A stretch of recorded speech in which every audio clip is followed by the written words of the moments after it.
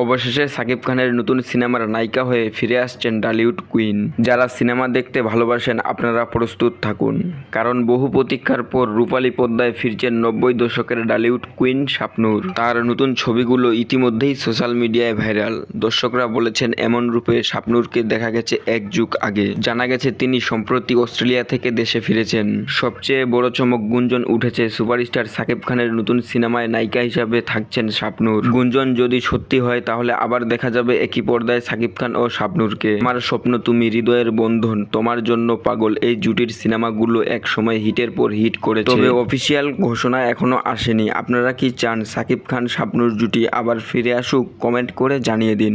সেই সাথে চ্যানেলে নতুন হলে চ্যানেলটি সাবস্ক্রাইব করতে ভুলবেন না। অফিসিয়াল কোনো ঘোষণা আসলে আমি সাথে সাথে আপনাদেরকে আপডেট ভিডিওটা দেওয়ার চেষ্টা করব। ভিডিওটি ভালো লাগলে লাইক করতে ভুলবেন না। আর আপনি যদি আমার চ্যানেলে নতুন দর্শক